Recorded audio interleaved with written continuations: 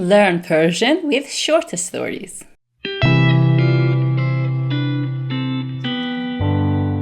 Hello my lovely friends, welcome back to Learn Persian with Asal channel. Today we have another short Farsi story. I have a short Farsi or Persian story playlist in my channel, so you can visit it and choose any short Persian stories that you want. Okay, let's start it. Step 1. Defining the new words. قضاوت کردن.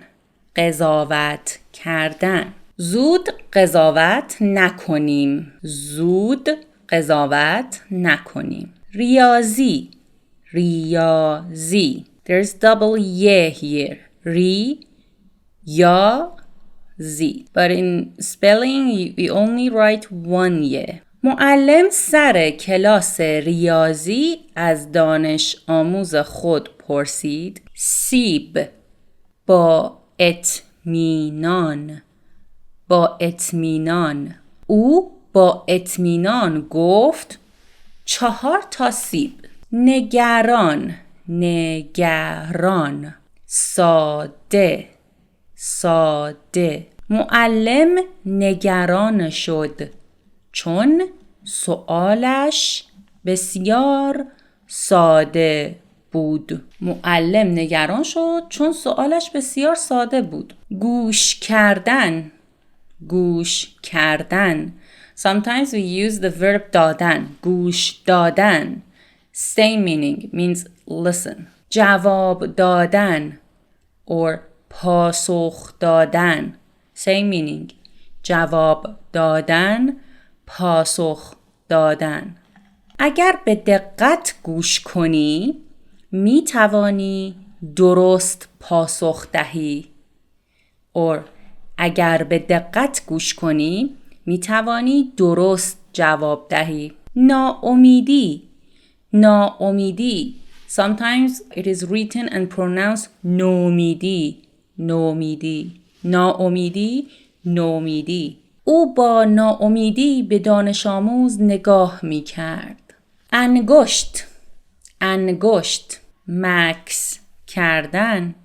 مکث کردن. کمی مکث کرد و با انگشتانش حساب کرد.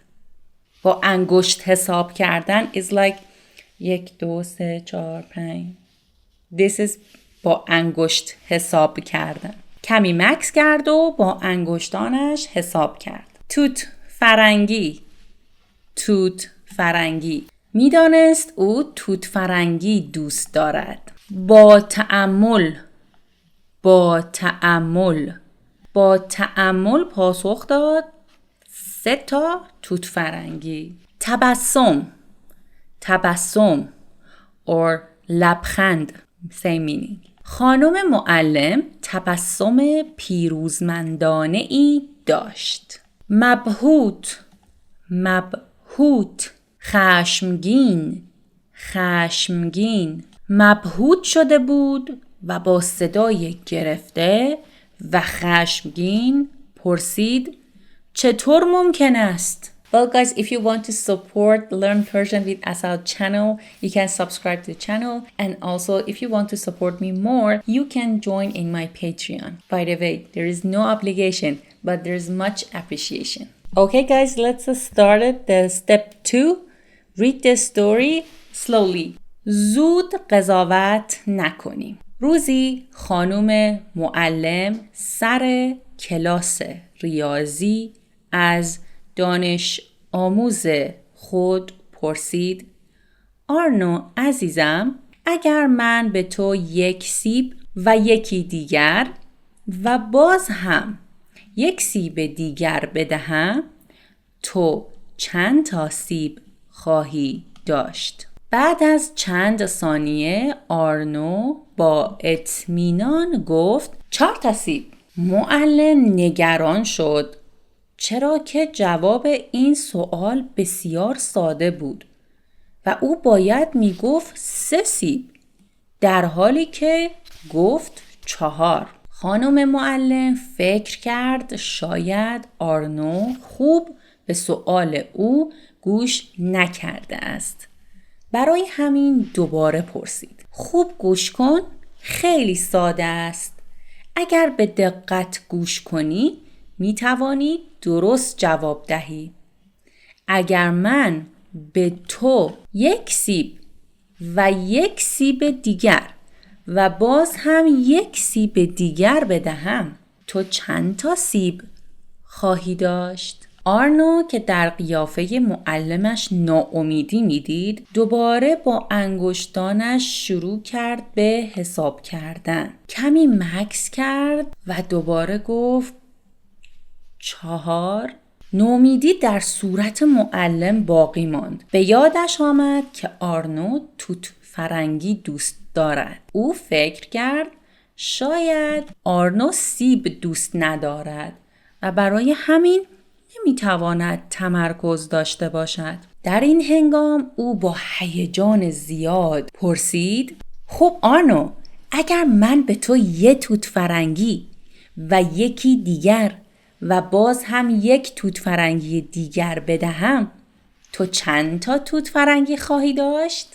معلم خوشحال به نظر می رسید. می خواست آرنو جواب درست را بدهد. آرنو دوباره با انگشتانش حساب کرد و با تأمل پاسخ داد 3. حالا خانم معلم تبسم پیروزمندانه ای داشت. برای نزدیک شدن به موفقیتش میخواست به خودش تبریک بگوید، ولی هنوز جواب پرسش اول مانده بود. او دوباره از آرنو پرسید خب حالا من سؤال اولم را دوباره میپرسم. مطمئنم که تو میتوانی درست جواب بدهی. اگر من به تو 1 سیب و 1 سیب دیگر و دوباره 1 سیب دیگر بدهم، تو چند تا سیب خواهی داشت؟ آرنو فوری جواب داد 4 تا. خانم معلم مبهوت شده بود و با صدای گرفته و خشمگین پرسید چطور آرنو؟ چطور چنین چیزی ممکن است؟ تو مجموع توت فرنگی ها را درست حساب می کنی ولی سیب ها را نه. آرنو با صدای پایین و با تأمل پاسخ داد برای اینکه من قبلا 1 سیب در کیفم داشتم.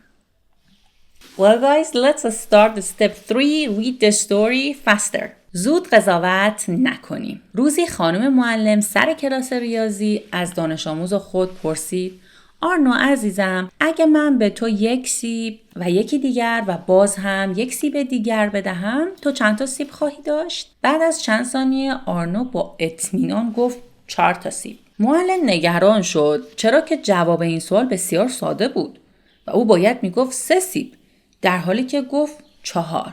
خانم معلم فکر کرد شاید آرنو خوب به سوال او گوش نکرده است. برای همین دوباره پرسید. خوب گوش کن، خیلی ساده است. اگر به دقت گوش کنی می توانی درست جواب دهی. اگر من به تو 1 سیب و 1 سیب دیگر و باز هم 1 سیب دیگر بدهم، تو چند تا سیب خواهی داشت؟ آرنو که در قیافه معلمش ناامیدی میدید، دوباره با انگشتانش شروع کرد به حساب کردن. کمی مکث کرد و دوباره گفت 4.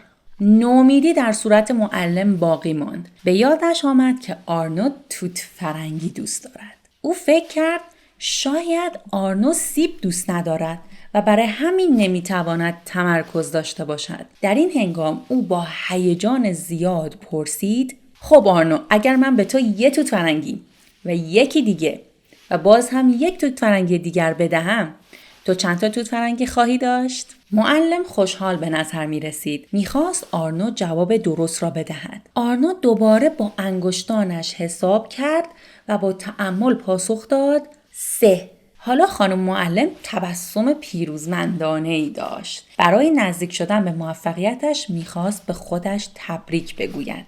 ولی هنوز جواب پرسش اول مانده بود.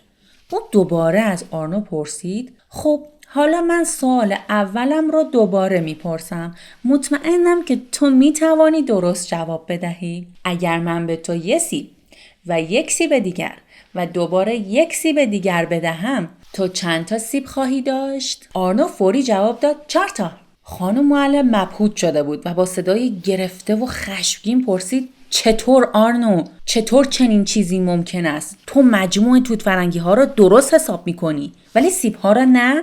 آرنو با صدای پایین و با تأمل پاسخ داد برای اینکه من قبلا یک سیب در کیفم داشتم. Okay guys, that was the short Farsi story of today. I hope you enjoy it. And if you have any questions, don't hesitate to ask me in comments. I will answer you as soon as possible. And if you have any suggestion, please let me know in comments. And also for Persian online classes, you can send me email at persian.by.asal@gmail.com. روز به کله هاتون. I'm Asal. Thanks for watching. Love you. Bye.